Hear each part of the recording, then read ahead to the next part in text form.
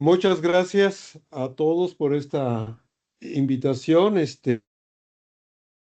Ángel, como parte de los organizadores. Bueno, pues es un gusto estar con ustedes y les voy a hablar acerca de la temática de control de robots manipuladores. Esta área, esta especialidad de la robótica, bueno, pues es muy amplia como tal y bueno, trataré de hacerlo de manera amena y específica para propósitos de que pues se pueda entender, ¿no? Entonces, bueno, pues este es parte de los temas que vamos a estar viendo y vamos a entrar en detalle. Primero que nada, bueno, pues la robótica es una disciplina científica. Esto significa que utiliza las ciencias exactas, como la física y la matemática, para sustentar pues todo el desarrollo que se genera a través de esta área como tal. Y aborda la investigación de una clase particular de sistemas mecánicos, los cuales vamos a llamar robots. Es decir, no todos los sistemas mecánicos que tienen electrónica, programación, computación, bueno, todo eso no necesariamente pues aplican como robots. De hecho, hoy en día para que puedan ser clasificados, en este caso como brazos robots, deben de cumplir con más de 100 propiedades matemáticas para que se den idea. Bueno, el término robot históricamente proviene de la palabra checa robota y significa trabajo en un idioma eslavo, ¿no? Karen Kappel, en 1921, escritor satírico, pone en escena en la ciudad de Praga pues, una obra teatral de Ross Universal Robots, que ese es el nombre original, y de ahí lo lleva a París, a Londres, a Nueva York, y la palabra robot pues empieza a formar parte de nuestro vocabulario cotidiano. De hecho, no es Karel Capper el que pone o el que propone esta palabra, ¿no? No recuerdo el nombre, pero es su hermano, el hermano de Karel Capel, el que se le ocurre, aunque a Karel se lo apropia como tal. Bueno, entonces la robótica, comentaba, utiliza la física, las matemáticas, evidentemente control automático porque este tipo de brazos robots por sí solo, pues no va a realizar una tarea específica, requiere del diseño específico del área de control automático para poder automatizar un proceso a través de los robots. Y evidentemente electrónica y computación para propósitos de comunicarse máquina como tal y establecer la interacción. Aquí tenemos pues una, digamos, actividad cotidiana de los robots. Esto es básico. Los vemos trabajando en la industria, en diversas actividades de la sociedad, etcétera. Y bueno, pues un robot prácticamente ya realiza todo, el ensamble, ¿no? En este caso de un automóvil pintado, etcétera, ¿no? Entonces, los robots, pues lo hacen a la perfección, pero un robot, como decía, por sí solo no puede realizar una tarea con alto desempeño. Para eso está el control. Y el control utiliza parte de la física, el modelado como tal. Otro de los aspectos que ha impactado la robótica, lo hemos visto en diversos videos, pues es en los quirófanos. Especialistas pueden hacer operaciones complicadas como hidrocefalia, corazón abierto, todo eso. Entonces, pues todo eso se realiza a través de la robótica. Pero para poder realizar este tipo de aplicaciones, pues hay detrás de esto todo un arsenal matemático, científico, empezando por el modelo dinámico. El modelo dinámico, pues se da a conocer con Takegaki Arimoto en el 81, pues ya lo establecen tal y como lo vemos en pantalla. Posteriormente otros investigadores lo retoman y lo van desarrollando como Mark Spong y colegas, Kelly y colegas, y se le va dando la forma. Este modelo muy en particular no viene de la física de Newton, la cual pues sí está limitada. Lo que hizo Euler cuando el profesor de Laplace le presentó a John D'Alembert, pues él explicó el principio de trabajo virtual y Euler recién había terminado su doctorado.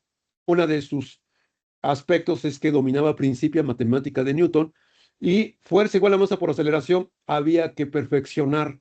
Y con lo que le explicó John D'Alembert hizo el desarrollo en 5 años, o sea, no fue inmediato, de lo que hoy conocemos como las ecuaciones de movimiento de Euler-Lagrange. Y esa metodología da esta estructura.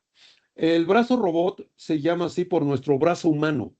Entonces, va a ser principalmente las actividades, movimientos que podemos realizar con nuestro brazo, el brazo humano, y mientras un robot industrial se mueva dentro de su ancho de banda, que serían que las articulaciones no giraran más allá de 720 grados por segundo o 2 vueltas por segundo, o que se mueva de manera lineal 3000 milímetros por segundo, los efectos físicos que están bien analizados, comprendidos dentro de este ancho de banda, es el efecto inercial, que está dado aquí por la matriz de inercia, y la aceleración, más las fuerzas centrípetas y de Coriolis, par gravitacional y el fenómeno de fricción, que es un fenómeno disipativo porque convierte la energía mecánica a térmica, ¿no? Por eso es que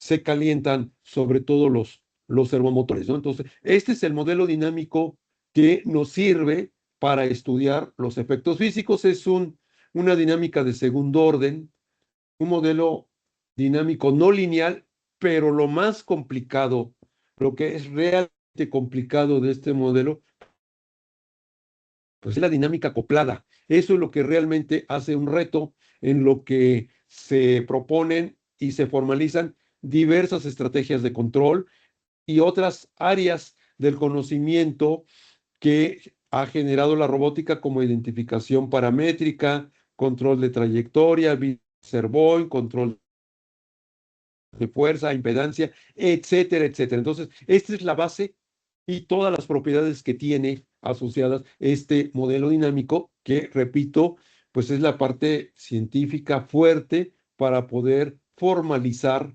las propuestas. 1981 decía Takegati Arimoto, valida, valida o más bien formaliza los aspectos de estabilidad del control proporcional derivativo, que en ese entonces pues ya era conocido desde los años 1960 que empieza la robótica, y el único algoritmo de control, digamos, que se conocía, pues era el proporcional derivativo, y nadie se había tomado la tarea de realizar la demostración asintótica del punto de equilibrio en la ecuación en lazo cerrado. Y aquí está el resumen del trabajo de su alumno Takegaki Arimoto, el asesor, año 1981. ¿No? Lo que ellos proponen, bueno, establecen en este formato, que es el que seguimos usando, la ecuación en lazo cerrado, previo demostración de la existencia, mejor aún, unicidad del punto de equilibrio, y propone este hamiltoniano.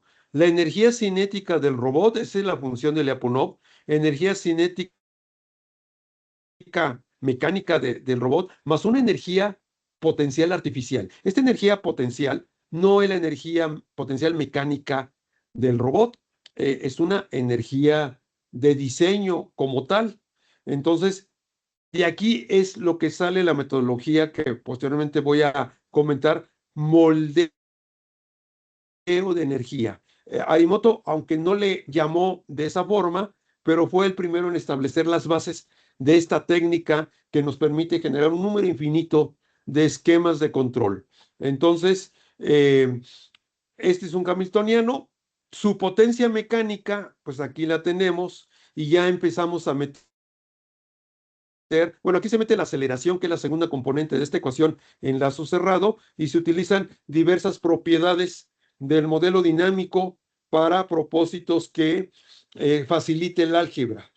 Y se llega a la estabilidad. Únicamente se demuestra estabilidad de punto de equilibrio. Con eso se garantiza que esta ecuación en lazo cerrado, como sistema dinámico, genera un atractor. Es un atractor que mientras la condición inicial de esta ecuación esté dentro del atractor, la solución de esta ecuación diferencial, que no es necesario, y es una enorme ventaja, no es necesario resolverla, bueno, pues entonces estaría de manera permanente dentro del radio de atracción de lo que genera el punto de equilibrio. Aquí observen que B es el coeficiente de fricción viscosa y KB es la acción de control derivativo del esquema de control. Se suman.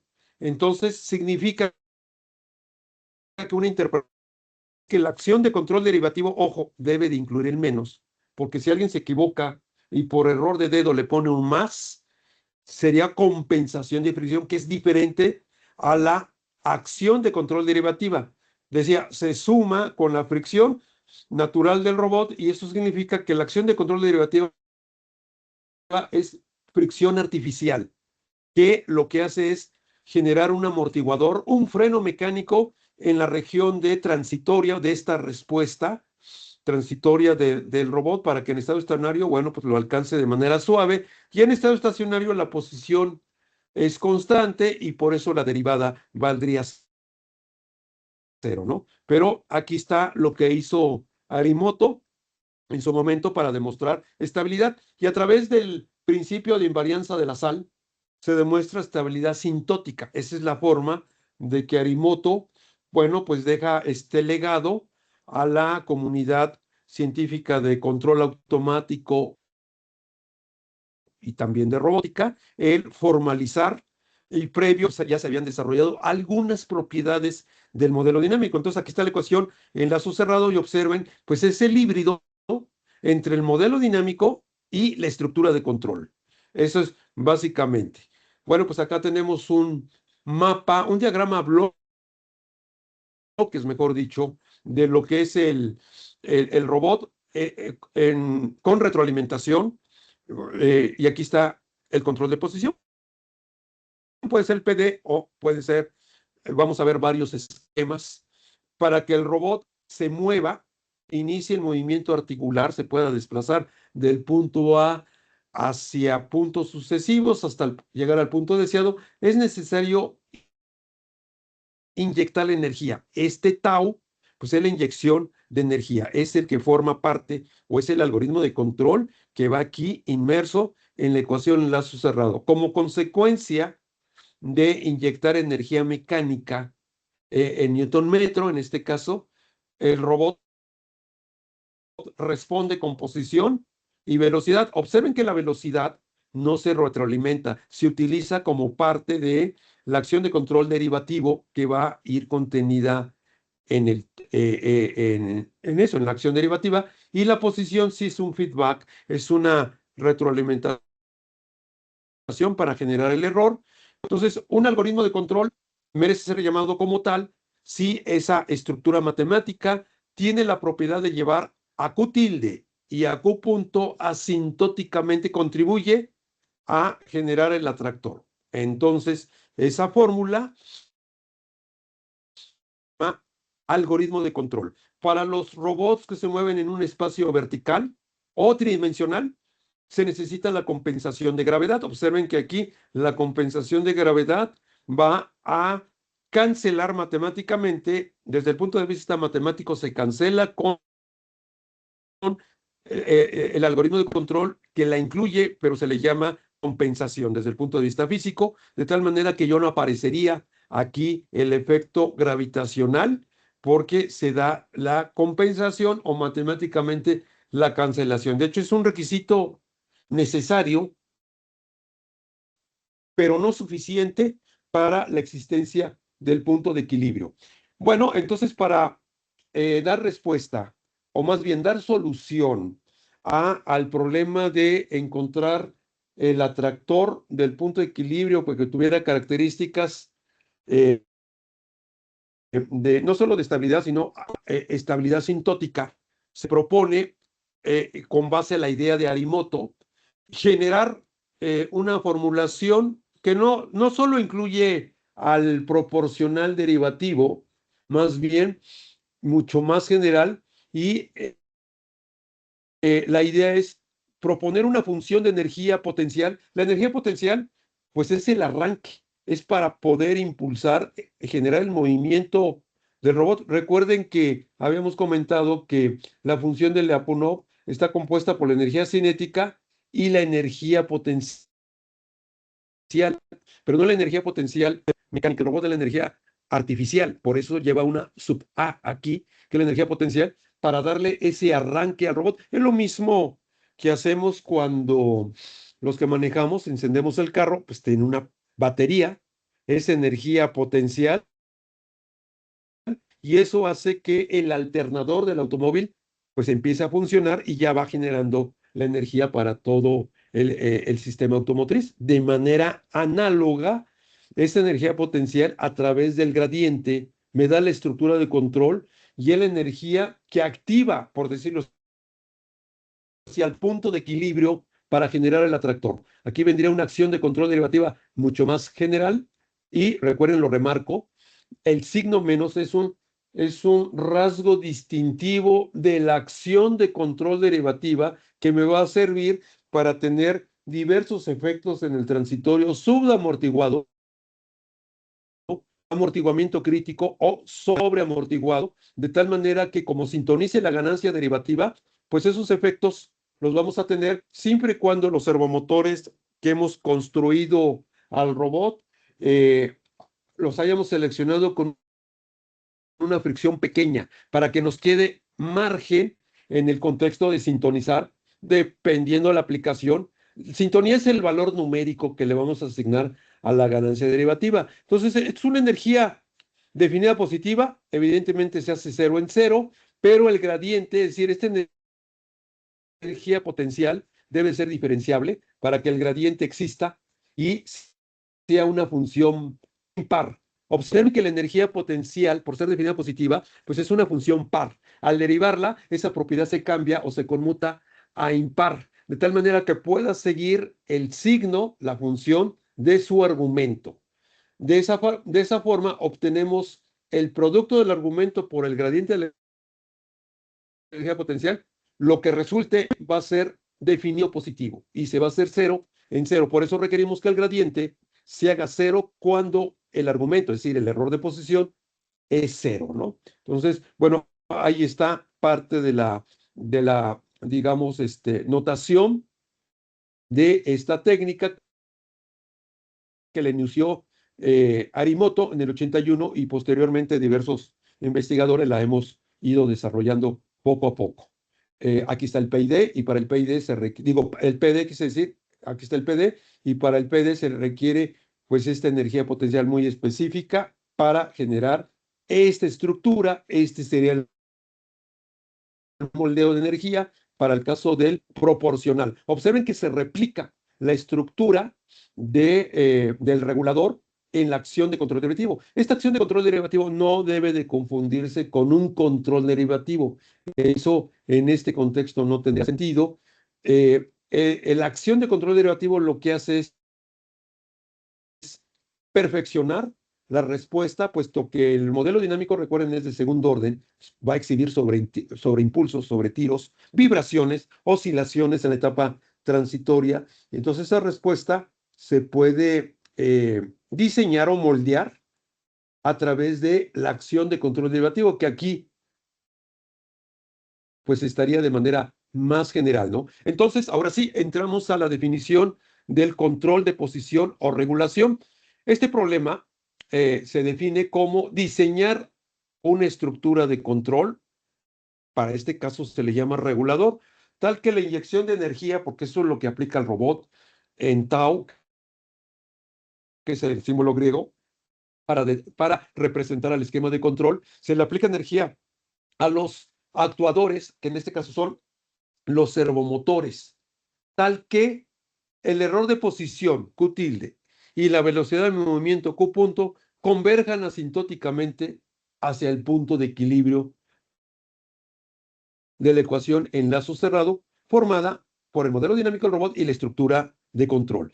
Para todo t mayor o igual que cero que se acostumbra incluir, pues es para reforzar que esta definición y los aspectos de control son para sistemas físicos, es decir, para sistemas causales. Aquí el principio de causalidad es lo que está indicado, y por ser variables de estado que definen el problema, en este caso de posición Q tilde y Q punto, recuerden que son funciones del tiempo, son funciones Lipschitz, suaves, que no tienen picos, continuas, diferenciables, y esto es lo que nos da, aquí ya está en la ecuación lazo cerrado,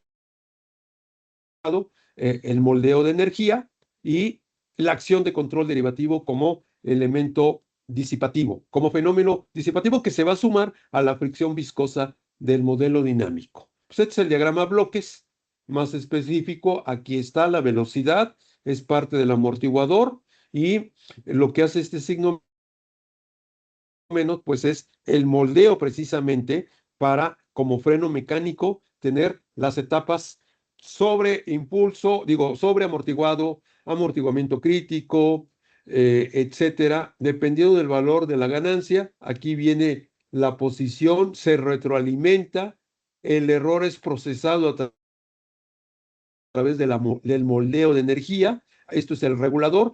Robots que se mueven en espacio tridimensional o planar, compensación de gravedad y el torque, que es la suma de todos estos contribuciones, hacen que muevan al robot, y la idea es que el robot se mueva, se coloque en la posición indicada para que en estadio estacionario la posición pues ya sea una constante, que sería el set point, ¿no? O el punto de referencia.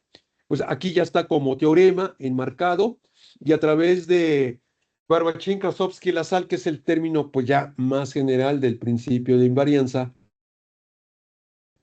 se demuestra a partir de haber concretado la estabilidad del punto de equilibrio, la estabilidad sintótica, ¿no? Que es esta. Hoy en día, dentro de la comunidad de control automático, el usar el principio de invarianza de Lassalle, pues ya es mal visto. No, no es una herramienta elegante ni tan contundente, puesto que esto es más geométrico. Es una interpretación geométrica del atractor, y es más adecuado utilizar pues aspectos de formalidad, específicamente una función estricta de Lyapunov, que es definida positiva tal que su potencia, es decir, la derivada de esta función de energía, sea estrictamente menor que cero. Esto evita usar el principio de invarianza, y con esto podríamos demostrar en el estado completo, es decir, en Q tilde y Q punto, que son las variables de estado que definen el problema de regulación, la propiedad de ese punto de equilibrio en lo que se refiere a estabilidad asintótica. Entonces observen, el moldeo de energía original propone un hamiltoniano, energía cinética y energía potencial. Se le asigna este término cruzado, Q tilde Q punto, normalizado, y un épsilon que no se requiere conocer su valor numérico porque no se implementa, no es parte del algoritmo de control, pero sí demostrar su existencia en algún intervalo con cota superior. O sea, esto de entrada como hipótesis es mayor que cero. Esto se puede formatear y demostrar que es una función definida positiva, y también es relativamente fácil demostrar su potencia definida negativa, y con esto lograr la estabilidad asintótica. Como les había comentado, utilizando la ecuación de cerrado, que es el híbrido entre este modelo dinámico, el moldeo de energía y, al menos lo más fácil, el hamiltoniano. Esto no sería una función estricta, es una función candidata simple. Eh, con esta metodología de moldeo de energía, comenté que existe un número infinito de diseños de esquemas de control, ejemplos. Aquí están, aquí está el PD, pero una familia infinita tipo PD exponencial, aquí está, donde m es un número entero positivo. Cuando m vale 1, nos da el clásico PD. Pero aquí viene el control tangente, arcotangente, saturado. Los signos no son recomendables. Es abuso porque no cumplen la característica Lipschitz en la ecuación lazo cerrado, y es un abuso usar la teoría de estabilidad de Lyapunov, porque tienen un comportamiento, digamos, discontinuo, ¿no? Y eso haría que no se cumplan todas las propiedades, pero bueno, tienen buen desempeño, esto los hemos probado, tienen buen desempeño, las funciones todo, nada, on, off o signo, seno hiperbólico, que a pesar que es una función que crece exponencialmente muy rápido y satura a la energía que se requiere, eh, aún así tiene, sabiendo sintonizar las ganancias, tiene un buen comportamiento, o una función saturada, que ya sería una combinación entre funciones hiperbólicas, pero que está acotada. Otra familia enorme, infinita de funciones acotadas hiperbólicas. Y para que se den idea, pues todo esto son algunos ejemplos de lo que se puede desarrollar como moldeo de energía, pero a nivel tecnológico, a nivel tecnológico, hoy en día las empresas pues ya donan o ofrecen investigación, o las universidades, robots que ya cumplieron su ciclo a nivel tecnológico, y lo más que se echa, digamos, queda obsoleto la electrónica, pero la parte mecánica del robot se puede utilizar, tiene todavía muchos años de vida, y lo que era el Teach Pendle se puede hacer un equivalente en electrónica actual. Nuevas tarjetas, paralelos encoders, utilizan la misma electrónica de potencia, pero se le cambia prácticamente toda la instrumentación.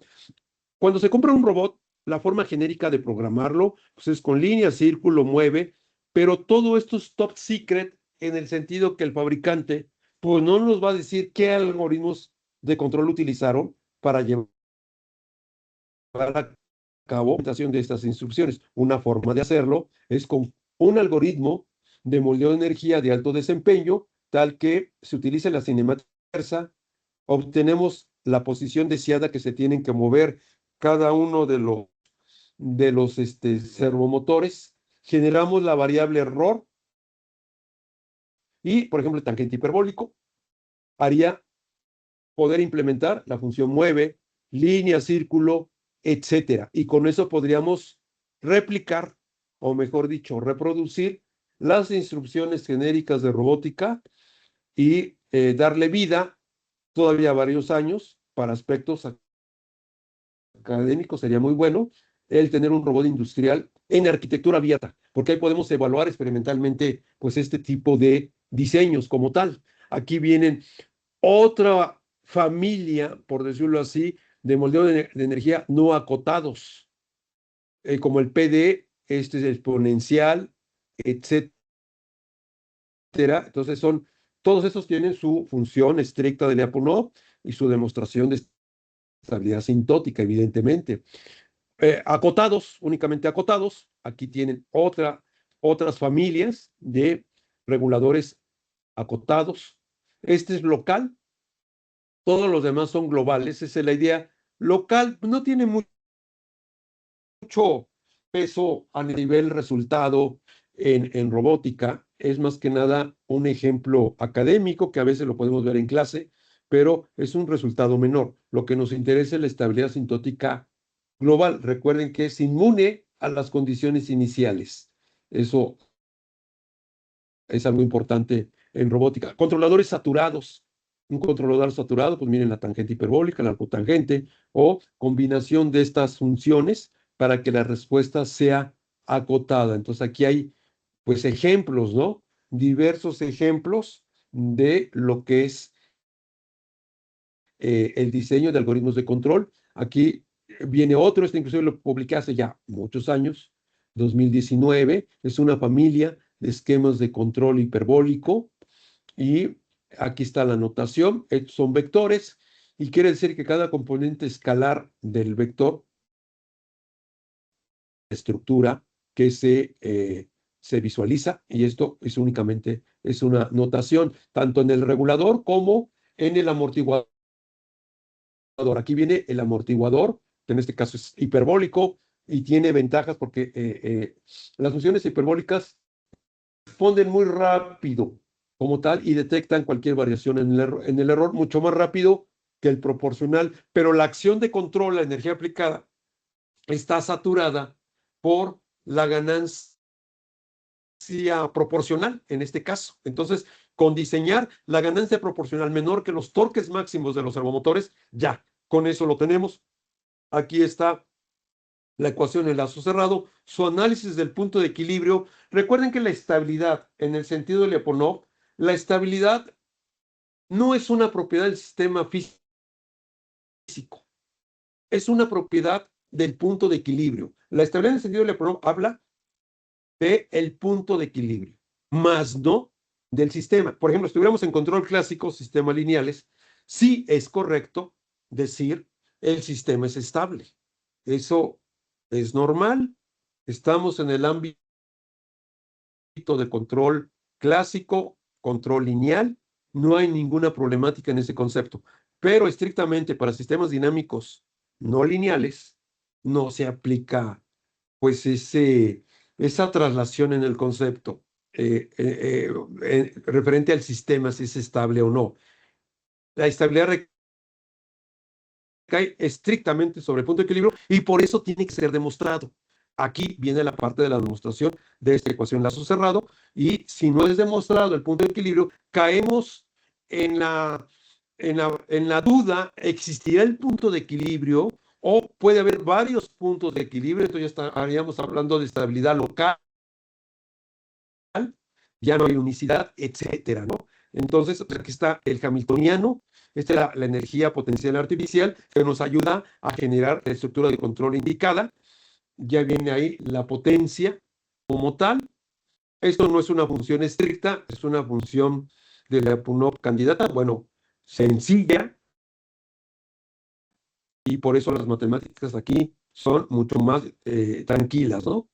¿Qué es un servomotor? A veces estamos hablando, y es ya un término, un concepto, mejor dicho, normal en nuestro vocabulario. Servomotor es exclusivo de los motores de corriente directa. Un motor de corriente alterna, un motor de pasos, no es un servomotor. Debe ser un motor de corriente, porque a través de las ecuaciones de Maxwell se puede mostrar que el modelo dinámico del motor en DC, su torque es igual a una constante por voltaje. Despejamos voltaje y tendríamos el torque entre una constante. Esta constante es el servoamplificador. Es decir, no es un amplificador común y corriente 741, no, nada que ver. Eso son realmente microprocesadores de alto desempeño, los que trabajan electrónica de potencia. Bueno, pues diseñan más este tipo de ecuaciones como tal para hacer que el torque sea proporcional al cuadrado del flujo magnético, del campo magnético, y esa constante de proporcionalidad pues se establece, ¿no? Además debe de tener un sensor de posición mejor conocido como encoder, y bueno, se le llama el amplificador o servoamplificador. Entonces la unión de estos tres elementos tecnológicos, servoamplificador quiere decir que sus componentes, su diseño está hecho, es un traje a la medida al motor, a la dinámica del motor. Eso es un servoamplificador. Y el motor de DC, aunque sean trifásicos, en la práctica los motores industriales son trifásicos, pero son alimentados por fuentes de corriente directa y generan ondas senoidales de pasadas 120 grados, pero son todo eso con alimentación de más o menos voltaje en DC y el encoder, ¿no?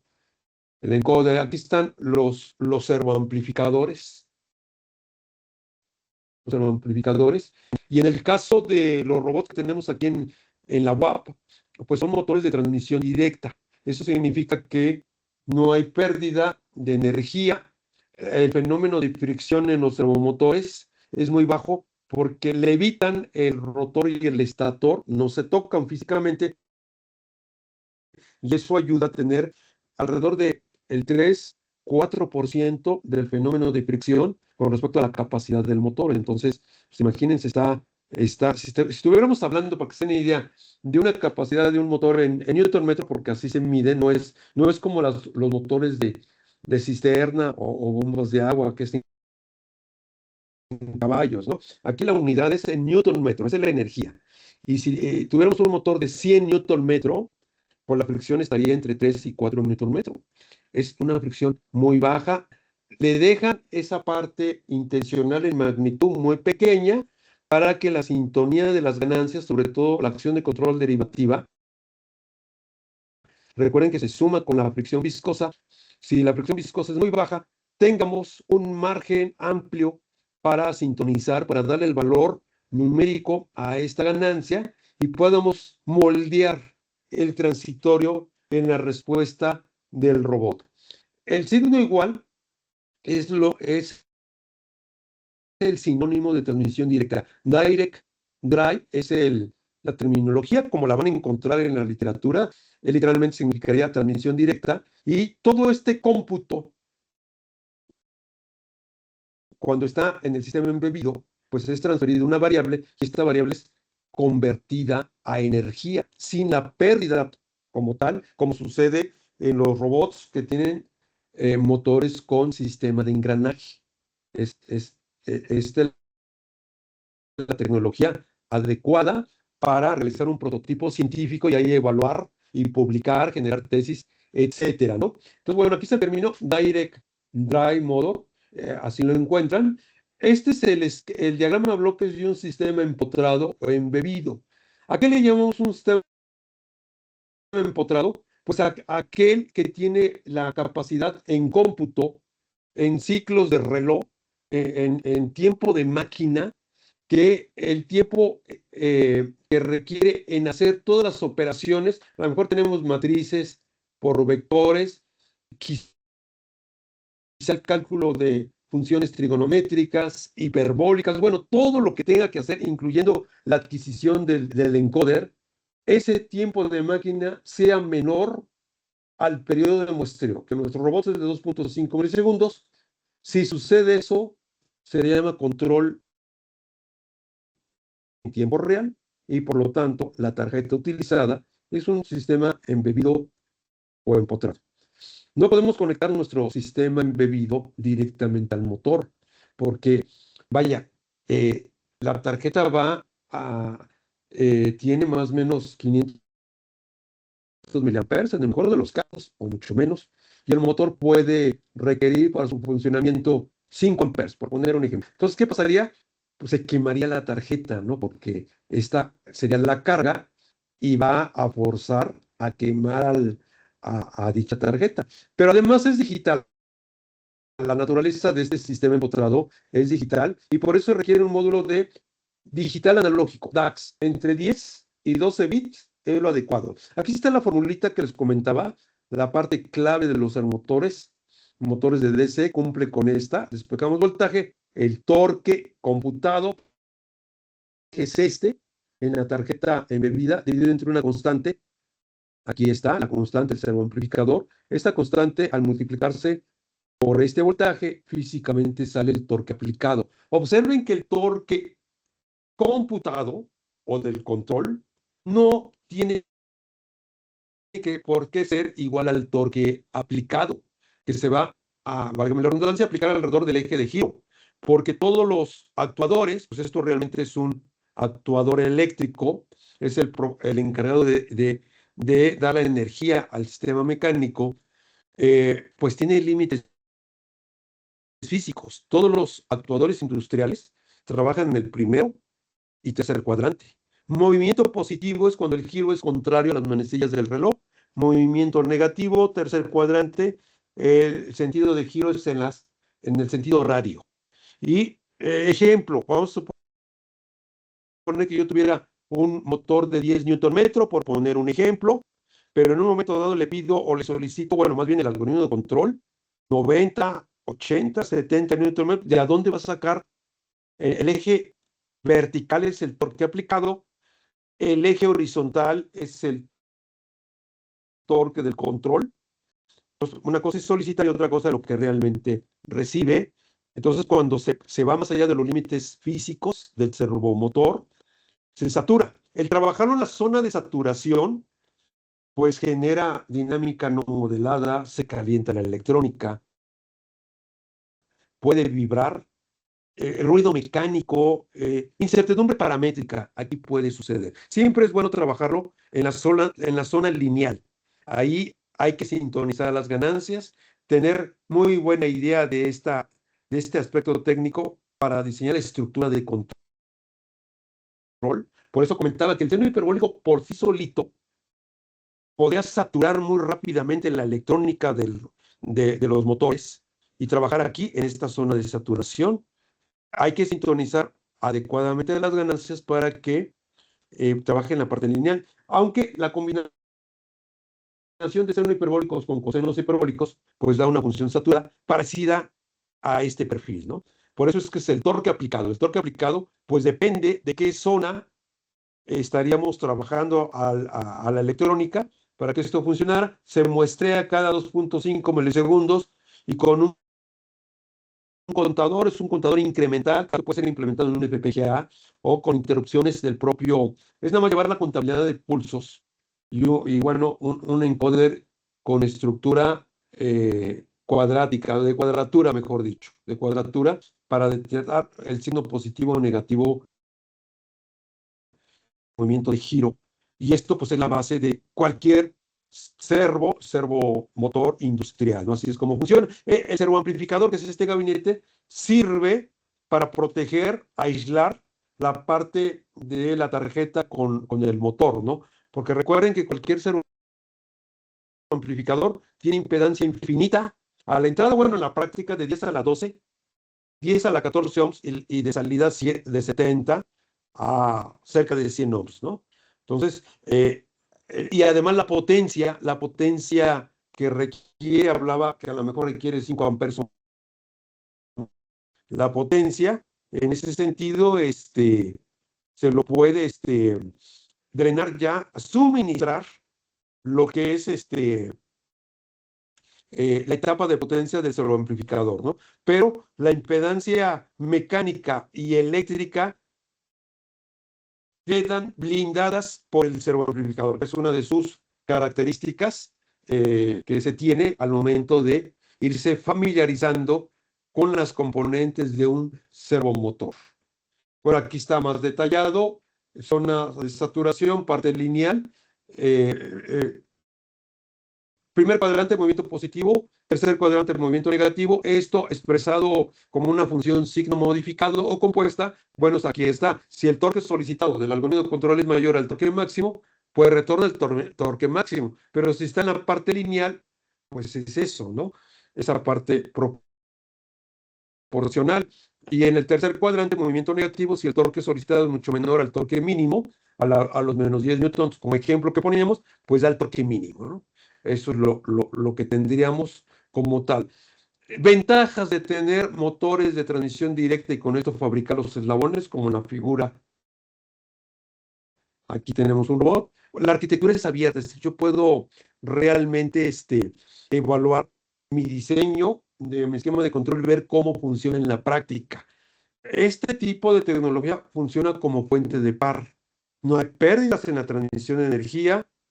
Prácticamente reduce el fenómeno de fricción y el juego mecánico, el backslash que se le conoce, no se requieren engranes, proporciona alto par, aún estando detenido el motor. Eso es algo importante. No requiere calibración propia del sistema. El modelado y la programación es muy simple, su construcción también, en un torno o en una fresadora semiautomática normal y sencilla no se requiere más, pero si tienen un CNC, a través de los diagramas esquemáticos se construye los eslabones, transmisión de energía, transmisión directa de energía, pues sin pérdidas, pero lo mejor es la resolución, que está directamente vinculado con la exactitud. El encoder tiene 4.096.000 pulsos por cada 360 grados, por cada vuelta. Esto, pues ningún robot industrial se acerca. Está, yo de los que conozco, algún fano, 500,000 de pulsos y eso ya, y lo hacen más caro, evidentemente, pero pues esto es lo que puede ofrecer este tipo de motores de transmisión directa. Voy a hablar ahora de los aspectos cualitativos, cómo es que funciona precisamente por analogía con un sistema masa, resorte y amortiguador. Acá tenemos el PD. El PD, la parte proporcional, se llama así por razones obvias. Este resultado es proporcional al error. Es una constante, la ganancia proporcional por el error. Y esto es la ley de Hooke. Es un resorte. Aquí está el resorte. Y ese es el desplazamiento que permite esta componente del algoritmo de control. Aquí viene el amortiguador o freno mecánico. Y lo resalto con un más y con el menos como parte o rasgo distintivo de la acción de control derivativa. Este menos lo hace acción de control derivativa. Eso no debe de olvidarse. Y compensación de gravedad, porque está vertical. Entonces hay que hacer la compensación de gravedad. Entonces aquí la ganancia proporcional pues, es el resorte, no digo la constante de rigidez del resorte, es la ley de Hooke, básicamente, y el resorte almacena energía potencial como una característica intrínseca de este dispositivo. Es una forma cuadrática. Recuerden del pleito que tuvieron Newton y Robert Hood por la paternidad, ¿no? de este fenómeno físico. Entonces, pues aquí está representado. Finalmente lo ganó Hooke y por eso se le llama a este fenómeno del resorte la ley de Hooke, ¿no? Y bueno, la ganancia derivativa, pues es la viscosidad propia de lo que es este tipo de fricción. Hay otro tipo de fricción, la de Coulomb, la estática, y la transición entre la estática y la de movimiento, que es el efecto Streibach, ¿no? Entonces aquí, pero la función signo, como había comentado, pues tiene un comportamiento de discontinuidad y por eso no. Y en el caso de los motores de transmisión directa, la fricción de Coulomb y la estática son muy pequeñas, la que realmente predomina es la fricción viscosa y es el motivo por el cual en la parte del diseño la fricción viscosa es la única que se utiliza, ¿no?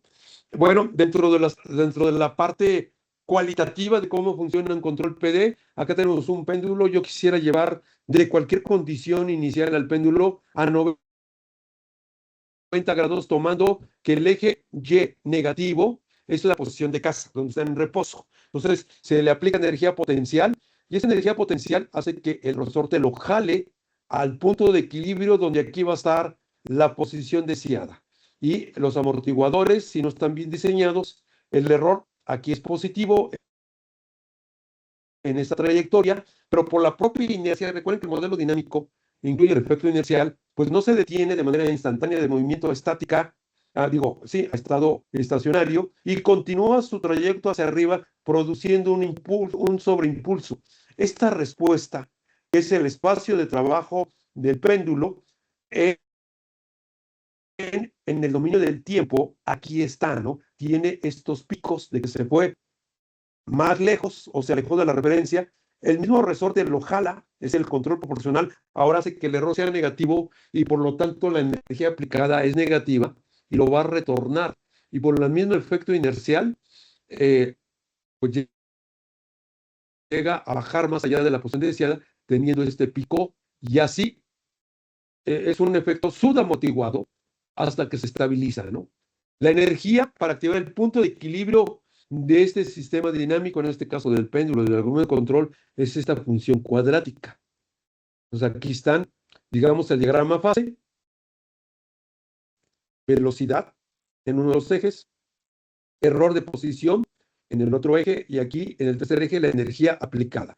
La condición inicial debe estar dentro de la región de atracción del punto de equilibrio. El punto de equilibrio es fácil ubicarlo porque sería el origen del sistema de referencia en variables de estado. Es el origen. Digamos, la condición inicial evaluada en la función de energía que lleva al sistema mecánico hasta tener un mínimo global que es en el punto de equilibrio. Precisamente es en el punto de equilibrio.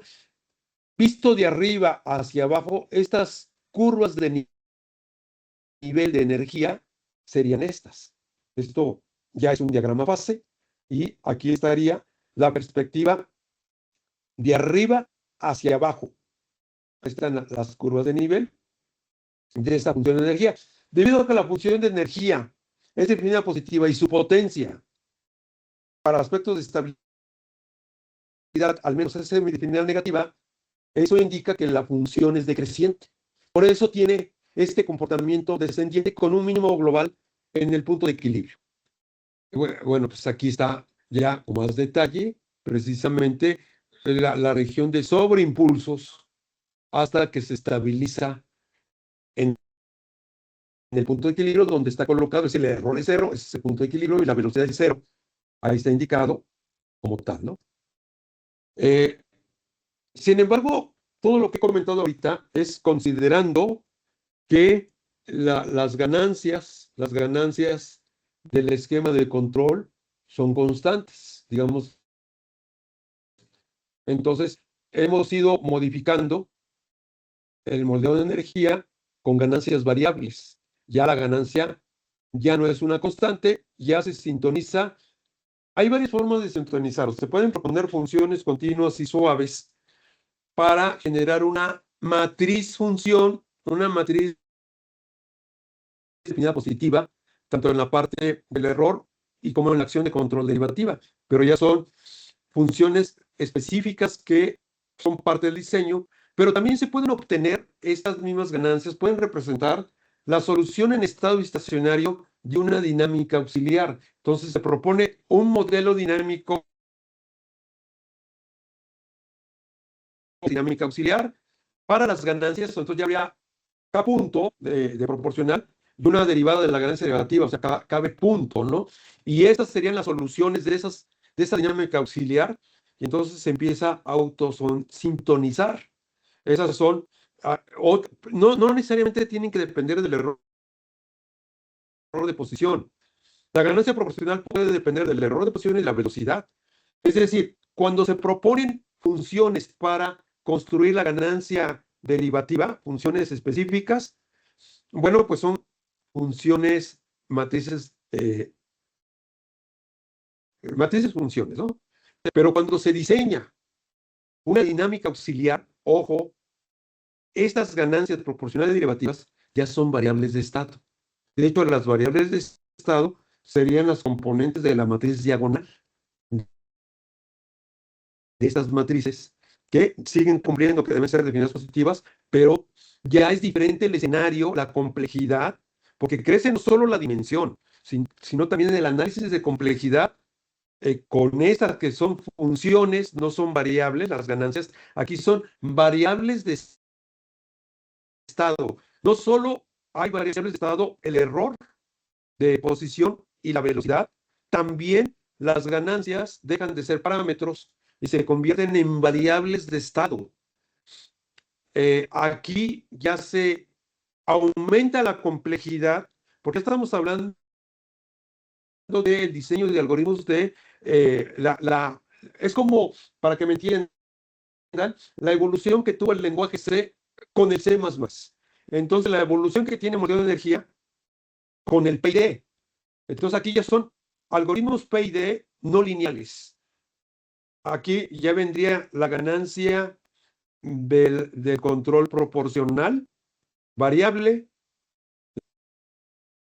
la ganancia de la acción de control integral, variable, y la ganancia de la acción de control derivativo. Esta variable de estado ya se incrementa porque hay una nueva variable de estado que sería la integral de alguna función de diseño como tal, ¿no? Más condición inicial. Entonces ya esta sería la modificación de ese moldeo de energía y las funciones estrictas de Lyapunov para demostrar la estabilidad sintótica del punto de equilibrio de la ecuación en lado cerrado y estas estructuras de control, bueno, pues ya tiene retos interesantes, ya se pone más complicado porque la dimensión con el aumento de variables pues evidentemente aumenta, no solo por la ganancia integral, por las variables de estado en estas ganancias, que ya no son parámetros, ¿no? Entonces, se va poniendo complicado y son temas abiertos, a eso me refiero, son temas abiertos cuya solución, pues, es original y eso hace atractivo para propósitos este, de publicaciones en revistas indexadas. Eso es más que nada. En la industria, los robots que vemos, como los que veíamos en el primer video, bueno, pues siguen trayectorias. El problema de regulación es punto inicial, punto deseado, y así sucesivamente. Pero hay algoritmos de regulación con alto desempeño y estabilidad sintótica global. Esa es la característica para evolucionar el siguiente problema. Control punto a punto. En la industria no se lleva a cabo el problema de control de trayectoria, porque como vamos a ver más adelante, un esquema de control de trayectoria retroalimenta en la misma estructura de control del modelo dinámico. Y ninguna industria, bueno, de los que hacen robótica, digo robot, venden robot, Fanuc, ABB, Epson, Motoman, etcétera, etcétera, pues no les va a entregar al usuario el modelo dinámico y además los valores numéricos para que implementen. Entonces, el control de trayectoria, también conocido como control de movimiento, pues es una problemática académica y que solo en algunos laboratorios, cuando tienen identificado el modelo dinámico de su prototipo, sí es posible, ahí sí, llevar a cabo la implementación de control de trayectoria. Pero en lo general, mucho menos en la industria, eso no es posible. Entonces, cómo es que un robot pueda hacer el trazo de una trayectoria, por ejemplo, la curva complicada que estamos viendo? Pues eso se le llama control punto a punto. ¿Y cómo es el algoritmo o el candidato algoritmo a hacer esta aplicación?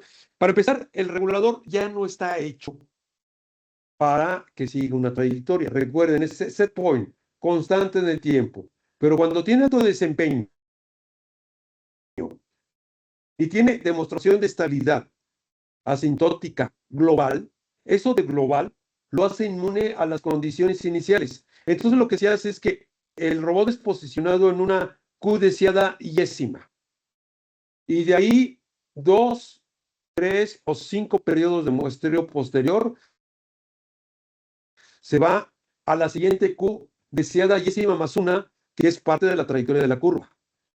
Después de 5 periodos, en lo que se estabiliza, por eso hablo de unos 5 periodos de muestreo después, para que el robot se mueva a la siguiente Q deseada yésima más 2. Entonces, si está en la Q deseada yésima más 2, la Q deseada yésima más 1, que fue la anterior, hace el papel de condición inicial y se va a la nueva posición Q deseada y así sucesivamente todas las Q deseadas son puntos de la curva o de la trayectoria a seguir.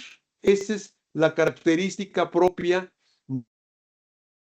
de una trayectoria variante en el tiempo y que no es posible hacerla con un controlador. Ese es el nombre, por eso se le llama en control regulador, que es set point, regulación o controlador. Controlador es otro problema.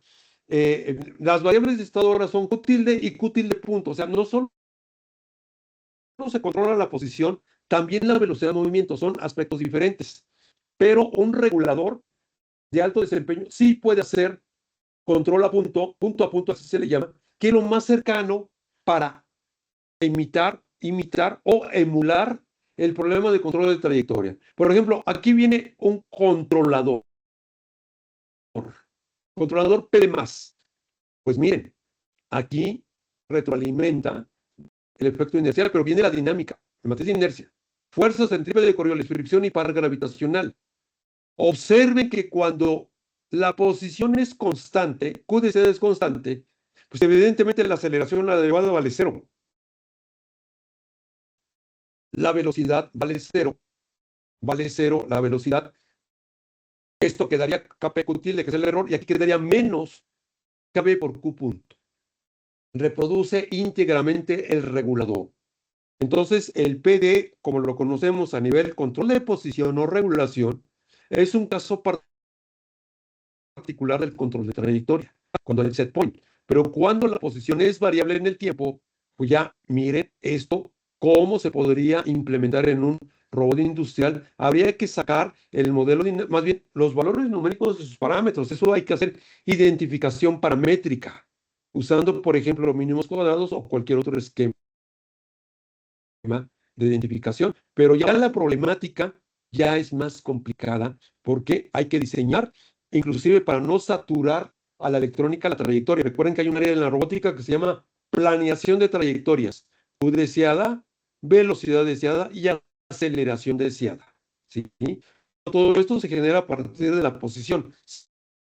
Se deriva y tenemos la posición deseada. Y aquí la aceleración. Claro, esto en la práctica no se hace en coordenadas articulares, se hace en coordenadas cartesianas y se utiliza la cinemática inversa para obtener esto. O diseñar el esquema de control en coordenadas cartesianas y aplicar la metodología de Arimoto de Jacobiano transpuesto y convertir la fuerza cartesiana a torque, porque finalmente lo que mueve al robot no es la fuerza, es el torque.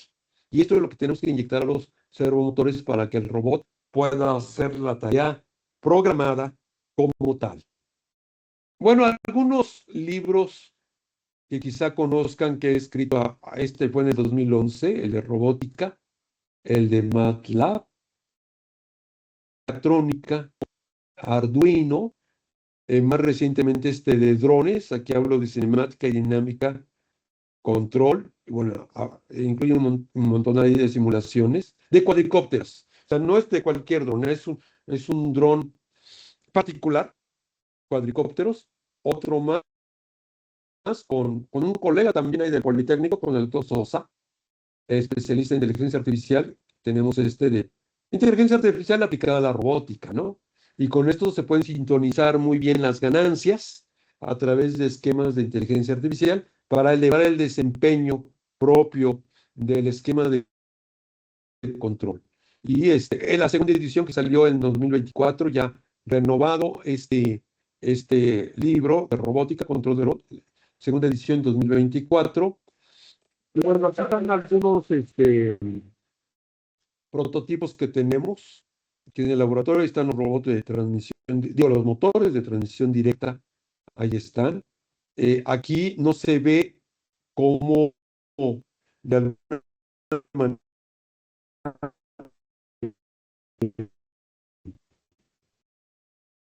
uno entrenó al romano para que los vaya apilando, ¿no? Es un video de 1999. Fue una tesis que ya no se hizo con ecuaciones, era mucho más complicado generar las trayectorias, pero el alumno diseñó su algoritmo de control, establece la asintótica global y al robot le enseña la trayectoria y esas coordenadas se van guardando para que su algoritmo, como contribuye al atractor global asintótico, pues pueda realizar este tipo de operaciones, ¿no? Aquí lo mismo, pintura, es de prácticamente de la misma fecha estos dos videos. Algunos también, Martín aquí hizo su algoritmo de control, pero él quería darle aplicación en mejorar la vida. Entonces, mismo modelo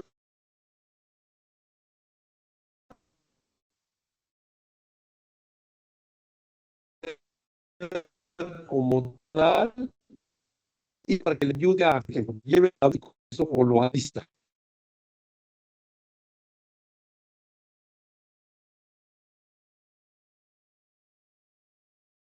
Las posiciones del robot y el robot físicamente. Esto fue hecho en ese entonces en AutoCAD, año 2000. Este video tuvo, digamos, los detalles, inclusive de su ambiente virtual, de modelar el pizarrón que está al fondo de la pared y un submarino. Tenemos acá, ahí se ve el pizarrón y puede, aquí emula como si una persona estuviera tirada en el piso y ve hacia el techo. Este sería el techo del robot y entonces puede darle diferentes perspectivas, ¿no? Como los ángulos de Euler, y Disculpe, puede doctor. estar moviendo, calibrando la orientación. Disculpe, doctor. Y para esa época, bueno, pues fue una Perdón, igual, doctor. toman al robot. Tuvo que dar esa vuelta medio rara para no pegarle a la banda transportadora y cambiar de herramienta, porque hay una herramienta ahí que sirve para cortar. Está emulando pizzas aquí, ¿no? Disculpe, La doctor. corta y luego con una paleta, por eso cambió de herramienta, las va a empaquetar en una caja, ¿no? Pero todo esto son videos del año 2000, también, que eran tesis. Ahora, ya después eran prácticas de cursos, ya no llegan a tesis, pues es muy fácil tomar de la mano al robot y que lo haga.